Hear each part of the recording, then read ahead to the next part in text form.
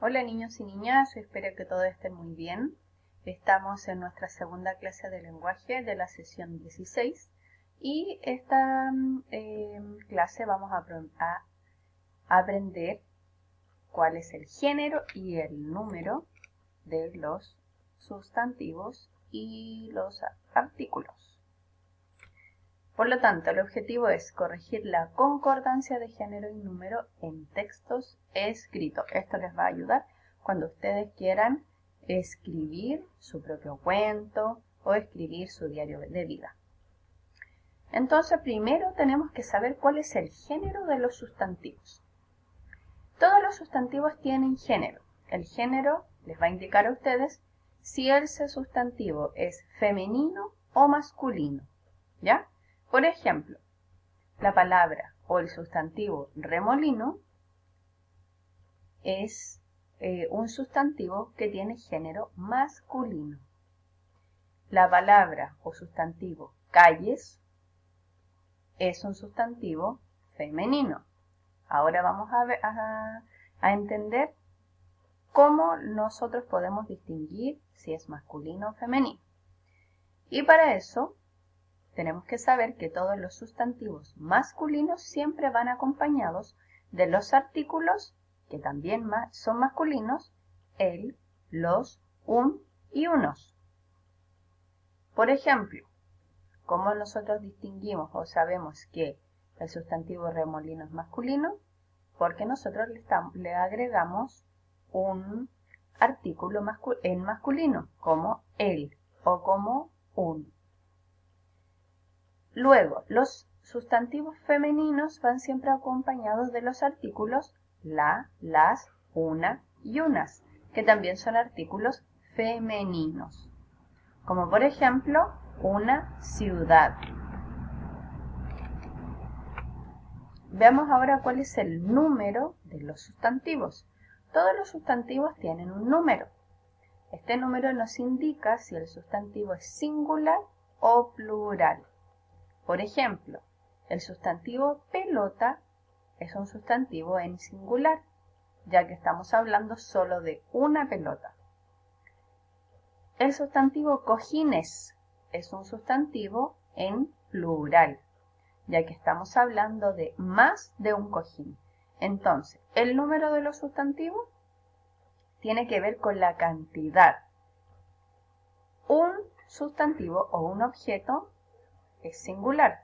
Cuando tenemos más de un objeto, sabemos que ese sustantivo es plural.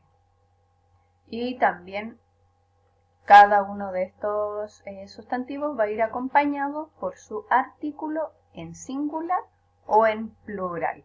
Como por ejemplo, cuando el sustantivo se encuentra en singular, estará acompañado de los artículos el, la, un y una, todos ellos en singular, como por ejemplo la pelota. Cuando el sustantivo está en plural, irá acompañado por los artículos las, los, unas y unos, como por ejemplo los cojines o también unos cojines. ¿Qué es la concordancia entonces de género y número?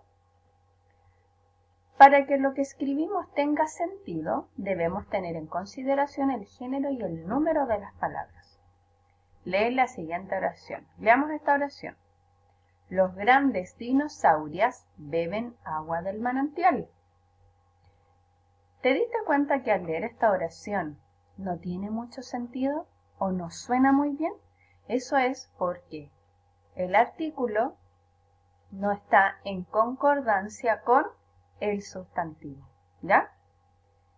Por lo tanto, si el sustantivo es femenino, como en este caso dinosaurias, estamos hablando de una niña dinosauria, por lo tanto está en femenino. Si el sustantivo está en femenino, su artículo también debe estar en femenino. Por lo tanto, tenemos que cambiar el artículo y lo cambiamos por uno femenino. Las grandes dinosaurias beben agua del manantial.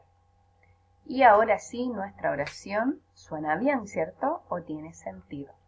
Veamos acá algunos ejemplos, pero vamos a ir haciendo en conjunto. Primera oración. La primera oración, aquí hay un artículo que tenemos que encontrar. Y lo que queda de oración dice, chicle es dulce. Tenemos chicle, el sustantivo, y dulce, su adjetivo. Ambos, sustantivo y adjetivo, se encuentran en masculino y singular.